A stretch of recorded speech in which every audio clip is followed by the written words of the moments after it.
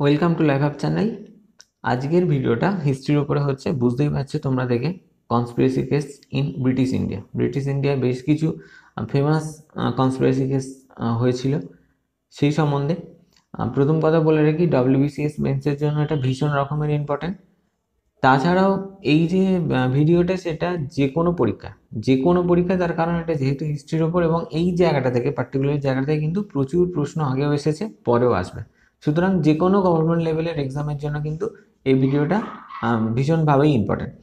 আর একটা কথা যেটা বলার, সেটা হচ্ছে আমরা অবশ্যই ক্রোনোলজিক্যালে আমরা সাজানোর চেষ্টা করব। বিভিন্ন কনস্পিরেসি কেস যেগুলো আছে সেগুলো আমরা ক্রোনোলজিক্যালি সাজানোর চেষ্টা করব, এবং এখানে সেটাই করার চেষ্টা করেছি। বিভিন্ন পরীক্ষায় দেখবে এখন একটা ট্রেন্ড এসছে, যে কিছু ঘটনা পরম্পরা পরপর দিয়ে দিল, সেখান থেকে ক্রোনোলজিক্যালি সাজানোর কথা বলা হলো। সেটা রিলেটেড হতে পারে, সেটা রিলেটেড নাও হতে পারে। এখানে যেহেতু আমরা একটা টপিক মানে রিলেটেড কিছু জিনিস আমরা পড়ব, যেটা কনস্পিরেসি কেস, সুতরাং সেগুলো আমরা ক্রোনোলজি পড়ব। এবং তোমাদের কিছু করার নেই, এখানে কিন্তু মনে রাখতে হবে ইয়ারগুলো। তাহলে চলো আমরা শুরু করছি। প্রথম 1908 Muzaffarpur conspiracy case. Muzaffarpur conspiracy case, এখানে বানানটা একটু ভুল আছে, এটা মুজফ্ফরপুর হবে। তো এটা কিসের জন্য বিখ্যাত? দুজনের জন্য বিখ্যাত। কি না, ক্ষুদিরাম বোস আর প্রফুল্ল চাকি।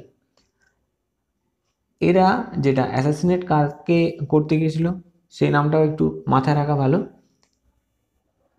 ডিএইচ কিংসফোর্ড, মুজফ্ফরপুরের যিনি ম্যাজিস্ট্রেট ছিলেন, কিংসফোর্ড সাহেবকে ক্ষুদিরাম বোস এবং প্রফুল্ল চাকি বেসিক্যালি বোমা ছুঁড়ে মারার জন্য গিয়েছিলেন। তার ফলস্বরূপ যে কেসটা হয়েছিল সেটাই হচ্ছে মুজফ্ফরপুর কনস্পিরেসি কেস। এখন দেখো,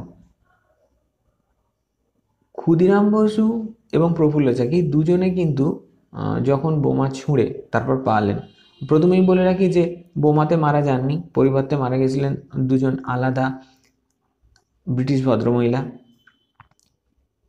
বোমা ছুঁড়ে চলে যাওয়ার পর দুজনে যখন চলে গেলেন, ক্ষুদিরাম বোস কোথায় গিয়ে ধরা পড়েছিলেন? না, স্টেশনটার নাম হচ্ছে ওয়েনি। ওয়েনি স্টেশন, যেখানে তারা বোমা ছুঁড়েছিলেন সেখান থেকে 25 মাইল দূরে, সেখানে ধরা পড়েছিলেন। এবং তাকে ধরেছিল দুজন কনস্টেবল। কনস্টেবলের নামগুলো আমরা একটু জেনে নেব। একজন হচ্ছে ফতেহ সিং, আর একটা হচ্ছে শিবপ্রসাদ সিং। ফতেহ সিং আর শিবপ্রসাদ সিং। প্রফুল্ল চাকিকে ধরেছিলেন নন্দলাল ব্যানার্জি নামে একজন পুলিশ অফিসার। প্রফুল্ল চাকিকে ধরেছিলেন নন্দলাল ব্যানার্জি নামে একজন পুলিশ অফিসার। এখানে বলে রাখি, নন্দলাল ব্যানার্জিকে কিন্তু কিছুদিন পরে নরেন্দ্রনাথ ব্যানার্জি গুলি করে হত্যা করেন। প্রফুল্ল চাকিকে তাহলে ধরেছিলেন কে? না, নন্দলাল ব্যানার্জি। তাকে কিছুদিন পরে নরেন্দ্রনাথ ব্যানার্জি গুলি করে হত্যা করেন। প্রফুল্ল চাকি নিজেই নিজেকে মেরেছিলেন, নিজের বন্দুকের শেষ গুলিটা নিজের মুখে করেছিলেন এবং তিনি সুইসাইড করেছিলেন। ক্ষুদিরাম বসুর ক্ষেত্রে কি হয়েছিল? পরবর্তী ক্ষেত্রে ক্ষুদিরাম বসু মাত্র 18 বছর 7 মাস 11 দিন তখন বয়স, তাকে ফাঁসি দেওয়া হয়েছিল। এবং তিনি ইয়ংগেস্ট ইন্ডিয়ান হিসাবে ফাঁসি যাকে দেওয়া হয়েছিল সেই রকম হিসাবে তিনি হচ্ছেন ইয়ংগেস্ট ইন্ডিয়ান। এখানে একটা কথা বলে রাখি, এই যে ক্ষুদিরাম বসু আর প্রফুল্ল চাকি মুজফ্ফরপুরে গেলেন যে কিংসফোর্ড সাহেবকে মারবেন, তাদের যে বোমটা সংগ্রহ করা হয়েছিল সেটা বানিয়েছিল উল্লাসকর দত্ত।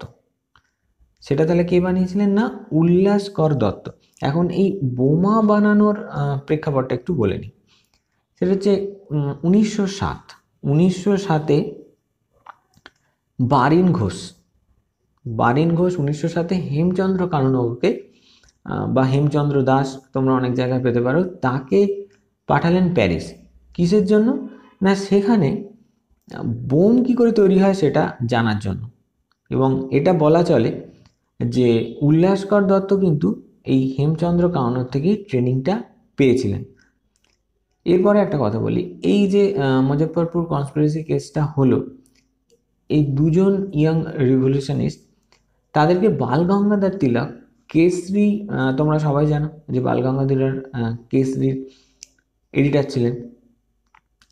তো এই কেসরিতে তিনি এদের ডিফেন্ড করেছিলেন, এবং যেহেতু তিনি ডিফেন্ড করেছিলেন, স্যাডিশন করছেন তিনি, এইটা বলে কিন্তু ব্রিটিশরা তাকে সঙ্গে সঙ্গে মানে স্যাডিশনের চার্জে তাকে ইমিডিয়েটলি অ্যারেস্টও হতে হয়েছিল, বাল গঙ্গাধর তিলককে। আর একটা জিনিস একটুখানি বলে দিই, সেটা হচ্ছে ক্ষুদিরাম বসুকে যখন ফাঁসি দেওয়া হলো, তার যে ফিউনারারি যে অ্যারেঞ্জমেন্ট, মানে মারা যাওয়ার পর তাকে যে দাহ করার যে অ্যারেঞ্জমেন্ট, সেটা করেছিলেন সে সময় উপেন্দ্রনাথ সেন। তিনি বেঙ্গলি জার্নালিস্ট ছিলেন। বেঙ্গলি নামে যে পত্রিকাটা ছিল, বেসিক্যালি তিনি তারই জার্নালিস্ট ছিলেন এবং ক্ষুদিরাম বসুর কাছের লোক ছিলেন। এই গেল মুজফ্ফরপুর কনস্পিরেসি কেস। নেক্সট যাচ্ছি, খুবই রিলেটেড, সেটা হচ্ছে আলিপুর বোম কেস। ভীষণ ভীষণ ইম্পর্টেন্ট। এটা 1908 হয়েছিল। এটা দেখো হয়েছিল, ওটা কিন্তু এপ্রিল মাসে হয়েছিল। মুজফ্ফরপুর যে কনস্পিরেসি কেসটা, সেটা এপ্রিলে। তারপরেই দেখো মে 1908 থেকে আরম্ভ হয় কি না আলিপুর বোম কেস, এবং মে 1909, এই 1 বছরের স্প্যানে হয়েছিল। নামটা কেন না, আলিপুর সেশন কোর্টে এটা ট্রায়ালটা চলেছিল। এখানে যারা ফেমাস অ্যাকিউজড কারা ছিলেন, অরবিন্দ ঘোষ, বারিন ঘোষ, এবং এছাড়াও 37 জন অন্য বেঙ্গলি ন্যাশনালিস্ট ছিলেন। এবং তারা কোন সমিতির ছিলেন না, অনুশীলন সমিতি। Very much important. এখানে আর একটা প্রশ্ন আসে যে এই যে আলিপুর বোম কেস হয়েছিল, সেখানে কে ক্রাউন উইটনেস হিসাবে দাঁড়াতে রাজি হয়েছিলেন? তিনি হলেন নরেন্দ্র গোস্বামী।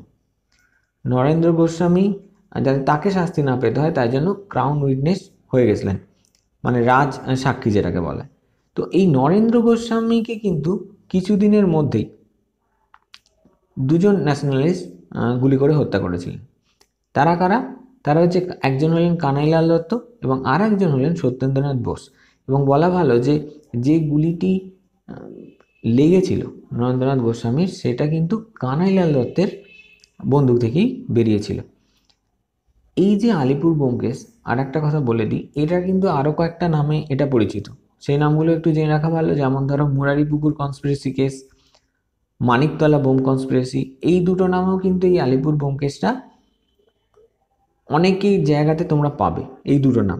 এখন মুরারিপুকুর কনস্পিরেসি কেসটার নামটা হওয়ার একটা কারণ হচ্ছে, বেশিরভাগ যারা অ্যাকিউজ ছিলেন তাদের যেখান থেকে ধরা হয়েছিল সেটা ছিল বারিন ঘোষের একটা গার্ডেন হাউস, এবং সেটা 32 মুরারিপুকুর রোড, মানিকতলাতে এটা ছিল।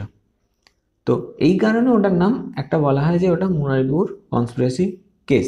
এই যে আলিপুর বোম কেসটা হয়েছিল, সেখানে ফাইনাল যিনি জাজমেন্ট দিয়েছিলেন জাজ হিসাবে, তিনি কি না, তার নামটা একটু জেনে নাও, সেটা হচ্ছে বিচক্রফট। এবং 6 মে 1909 তিনি ঘোষণা করেন। প্রায় 1 বছর ধরে চলেছিল। এর ফলে কি হয়েছিল? এখন দেখো, এর ফলে যেটা হয়েছিল, অনুশীলন সমিতির মানে যারা প্রমিনেন্ট, যারা লিডার ছিলেন, তারাই প্রায় এর মাধ্যমে শাস্তি পেয়েছিলেন। এবং তাতে যেটা হয়েছিল যে অনুশীলন সমিতিটা আস্তে আস্তে ডিক্লাইন করতে আরম্ভ করেছিল। মানে অনুশীলন সমিতির অবশ্যই মানিকতলা ব্রাঞ্চ, মানে কলকাতা অনুশীলন সমিতির কথাই এখানে বলা হচ্ছে। এর অ্যাক্টিভিটিটা আস্তে আস্তে কমতে থাকে, এবং তার পরবর্তী ক্ষেত্রে কি হয়, যুগান্তর দল সেই জায়গাটা আস্তে আস্তে নিতে আরম্ভ করলো। এখন যুগান্তর দল থেকেও আর একটা প্রশ্ন আছে যে যুগান্তর দলের মেন লিডারশিপে কে ছিলেন? তিনি হলেন বাঘা যতীন্দ্রনাথ মুখার্জি। এখানে দেখো, যখন আমি বললাম যে নরেন্দ্রনাথ গোস্বামী কে যে আই উইটনেস হয়েছিলেন, ক্রাউন উইটনেস হয়েছিলেন সরি, তো তাকে মেরেছিল কে না, কানাইলাল দত্ত আর সত্যেন্দ্রনাথ বোস। নরেন্দ্রনাথ গোস্বামী মারা যাওয়ার জন্যই কিন্তু অরবিন্দ ঘোষের এগেনস্টে সেইভাবে কোনো তথ্য পাওয়া যায়নি। এবং নরেন্দ্রনাথ গোস্বামীকে মেরে দেওয়াটা একটা কারণ ছিল যে অরবিন্দ ঘোষ সেখান থেকে অ্যাকুইটেড হয়ে গেছিলেন, মানে ফ্রি হয়ে গেছিলেন ক্রাইম চার্জ থেকে। তো এই গেল আলিপুর ব্যোমকেশ। আজকের জন্য এইটুকুই। এরপরে পার্ট 2 আসবে এবং পার্ট 2তেও আমরা এরকম 2টো বা 3টে কনস্পিরেসি কেস নিয়ে আলোচনা করব। যারা প্রথম এই ভিডিও দেখছো তাদের জন্য বলি, তোমরা লাইফ হাব চ্যানেলের এছাড়াও আরও প্রচুর ভিডিও পাবে, যেগুলো নিচে ডেসক্রিপশন বক্সে লিঙ্কগুলো পাবে, সেগুলোও তোমরা দেখো। এবং যারা দেখলে আজকের ভিডিওটা, তাদের অসংখ্য ধন্যবাদ।